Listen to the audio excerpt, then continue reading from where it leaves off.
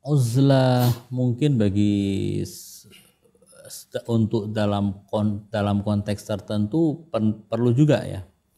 Artinya bagaimana orang memanfaatkan momen uzlah itu untuk bertafakur, merenungi dirinya, merenungi penciptaan dirinya, kedatangan dirinya ke dunia, merenungi keagungan Allah, merenungi hakikat-hakikat yang mesti didapatkan di dunia ini, merenungi ajaran-ajaran Nabi, ajaran-ajaran agama. Kalau seandainya uzlah dimaksudkan untuk itu, atau kemudian juga untuk untuk beberapa saat menyibukkan diri dengan ibadah, memperkaya spiritualitas dia, mungkin perlu. Tapi bukan berarti bahwa orang diperintahkan untuk selalu berada dalam in'izal atau berada dalam uzlah, keterasingan, jauh dari dunia. Masalahnya begini ya, orang kalau melakukan perbuatan baik dalam kondisi semua orang berbuat baik, walaupun dia dapat pahala, tapi nilainya tidak terlalu tinggi.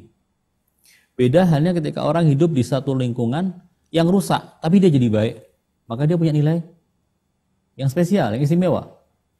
Kalau orang berada di dalam uzlah, di gunung tanpa ada orang lain yang mengganggu, dia hanya sibuk dengan zikir, tidak pernah bermaksiat, maka dia tidak akan mendapatkan pujian yang lebih dari Allah. Sebab apa? Walaupun dia memang tidak melakukan maksiat, tapi karena apa? Karena dia memang tidak bersenggolan dengan hal-hal yang bisa menyeret dia kepada dosa. Ketika ada orang yang hidupnya istilahnya selalu dengan zikir di satu majelis misalnya, lingkungannya selalu zikir, nggak mungkin orang yang semacam ini akan melakukan perbuatan-perbuatan yang dosa. Orang seperti kita misalnya yang bukan seorang pejabat, nggak mungkin kita akan melakukan perbuatan korupsi. Tapi apakah kita tidak korupsi dipuji? Tidak, karena kita belum pernah menghadapinya, belum pernah menghadapi tantangan untuk melakukan korupsi atau tidak. Beda halnya dengan seorang pejabat yang bersih yang tidak mau korupsi, itu baru layak untuk dipuji. Nah, kondisi uzlah itu kurang lebih adalah uzlah mengasingkan diri kita supaya kita untuk sementara waktu terjauhkan dari itu semua, menempa spiritualitas kita untuk kemudian kembali ke masyarakat.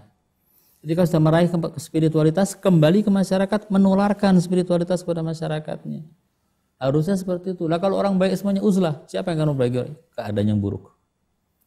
Ya. Makanya kalau menurut saya, uzlah terkadang juga perlu, tapi bukan berarti harus dilakukan seumur hidup oleh seseorang. Hanya kadang-kala orang yang perlu untuk melakukan hal semacam itu.